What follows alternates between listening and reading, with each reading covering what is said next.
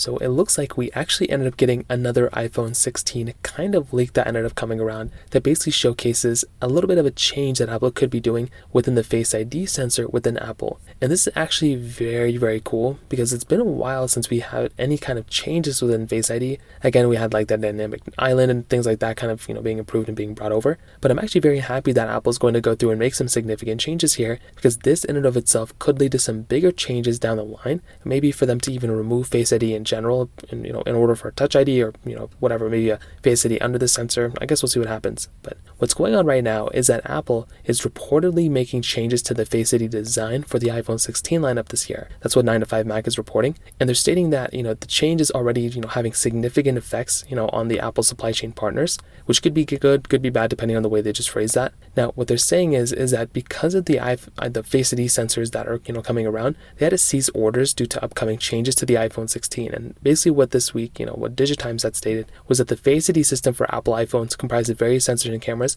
was previously supplied by some random company. Now they're going to go through, because of these changes, they're having to go through and, see what Apple's going to be doing with the future orders of these particular iPhones.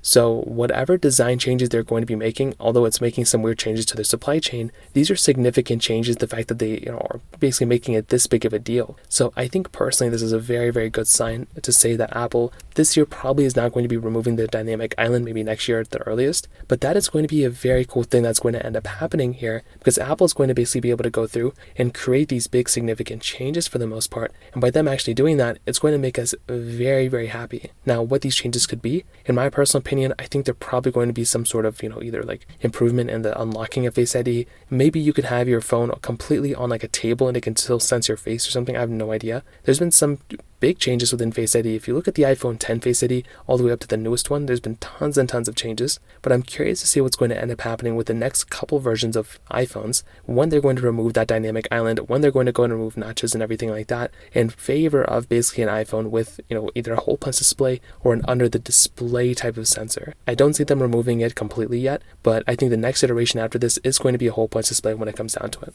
So from that side, that kind of covers it up there for the most part. If you have any other thoughts or questions, let me know in the comment section below. Hit the like button, that would mean so much, but definitely hit that subscribe button. More importantly than everything else, I love every single one of you guys. Hopefully I'll catch you guys in the next video. Peace out till then.